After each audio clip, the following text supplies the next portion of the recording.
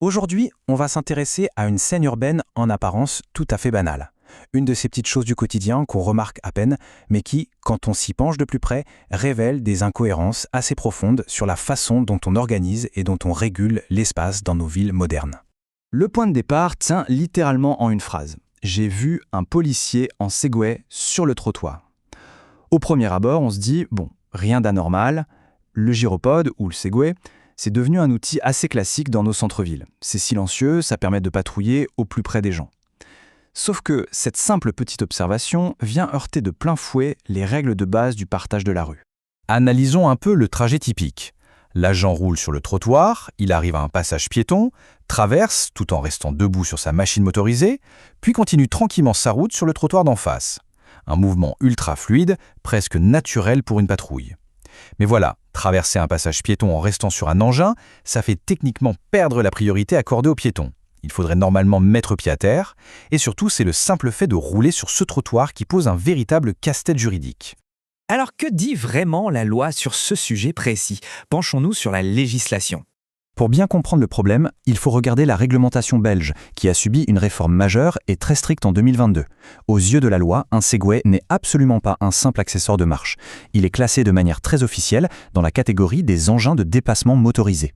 C'est une grande famille qui regroupe aussi les trottinettes électriques ou les monowheels, à une condition claire, ils doivent être limités par construction à 25 km/h maximum.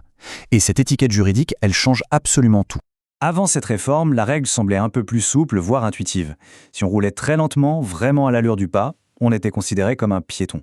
Mais dans la vraie vie, c'était un enfer à contrôler pour les autorités, et ça créait des situations dangereuses. Donc, en 2022, changement radical de paradigme, on a tranché.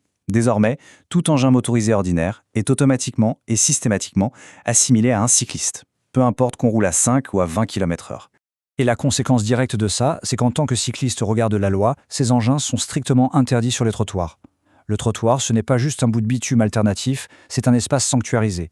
Il est pensé pour les personnes vulnérables, les enfants qui jouent, les personnes âgées, les malvoyants. Y rouler avec un moteur, c'est tout simplement une infraction. Ce qui nous amène tout droit à ce qu'on appelle le paradoxe du trottoir. D'un côté, on a la loi qui est stricte. Mais de l'autre, soyons très clairs, pour la police, le Segway est un outil fantastique. Sur le plan purement opérationnel, c'est une sorte de marche augmentée. L'agent reste debout, très visible, hyper accessible pour la population. C'est plus rapide que d'aller à pied, c'est beaucoup moins agressif qu'une voiture de patrouille, et ça économise l'énergie des agents sur de longues rondes. Dans la pratique, son usage a énormément de sens. Du coup, une question très pragmatique se pose. Face à cette utilité évidente, est-ce que les forces de l'ordre ont une exemption légale pour rouler là où c'est interdit? Eh bien, pas du tout. Évidemment, s'il y a une urgence absolue, sirène hurlante, les véhicules prioritaires peuvent déroger au code de la route. C'est normal. Mais pour une simple patrouille de routine, de prévention, il n'y a aucune permission magique ou automatique de s'affranchir des règles. Juridiquement parlant, un agent qui fait une ronde ordinaire en Segway sur le trottoir se trouve donc dans une zone grise, voire carrément en infraction. Et c'est là qu'on réalise qu'il faut vraiment repenser nos villes face à ces nouveaux modes de déplacement.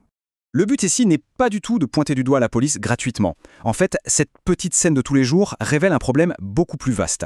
La technologie va tellement plus vite que la loi. Historiquement, on a construit nos règles autour de 3 grandes boîtes bien séparées. Les piétons, les vélos et les voitures.